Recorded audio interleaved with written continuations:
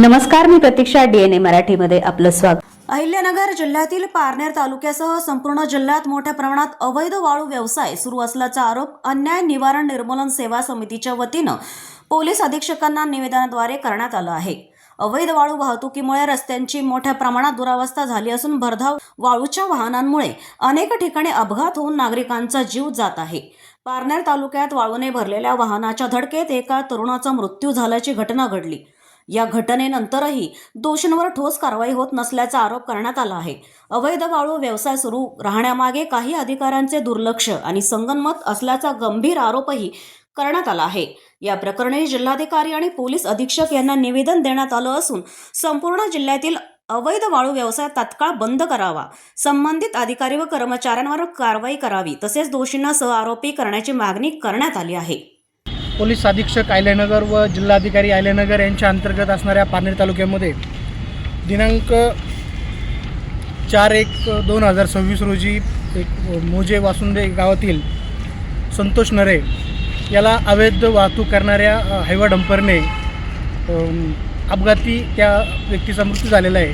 तर याबाबत पोलीस प्रशासन आणि जिल्हाधिकारी कार्यालय पारनेर तालुक्यातील अवैध वाळू व्यवसायाच्या बाबत अनेक वेळा पत्र केला, अनेक वेळा उपोषणं केली, तरीही जाणीवपूर्वक ह्या पोलीस प्रशासन आणि महसूल विभागाच्या या हप्तेखोरीमुळं अनेक जणांना त्या प्राण गमावे लागले आहेत.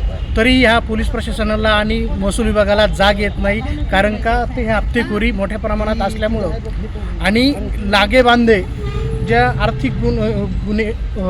आर्थिक विभागाच्या ज्या वरिष्ठ अधिकारी यांच्या अंतर्गत असणाऱ्या प्रत्येक तालुक्यानिहाय जे कर्मचारी नेमलेले आहेत त्या कर्मचाऱ्यांच्या अधीन राहून त्या अवैध वाळू व्यवसायाकडून ते हप्ते गोळा केले जातात आणि ते वरिष्ठ कार्यालयापर्यंत होतात.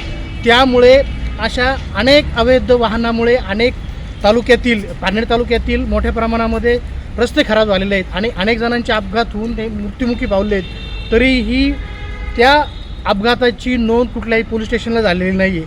आज हे काल परवा दिवशी घडलेली घटना आहे. याची वास्तविकता अनेक ग्रामस्थांनी त्याची दखल घेऊन त्या पोलीस प्रशासनाला नोंद झाली आणि त्याला कुठेतरी वाचा फुटली पाहिजे आणि याच्यामध्ये त्या अवैध धंद्याबाबत कुठलाही राजकीय व्यक्ती याच्यामध्ये हस्तक्षेप करत नाही, कारण का पोलीस प्रशासनसुद्धा त्यांच्या समवेत हे अवैध धंद्या केले जातात.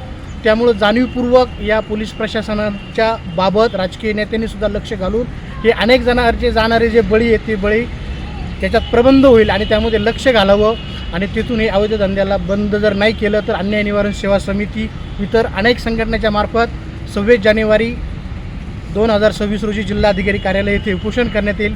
तरी पोलीस प्रशासनाने ही हप्तेखोरी बंद करून अवैध वाळू व्यवसाय पारनेर तालुक्यातला बंद करण्यात यावा. त्याचबरोबर असणारे अवैध धंदे, दारू व्यवसाय असेल, बिंगो असेल, 3 पत्ते असेल, ह्या व्यवसायासुद्धा मोठं पाठबळ या पोलीस प्रशासनाकडून दिलं जातं.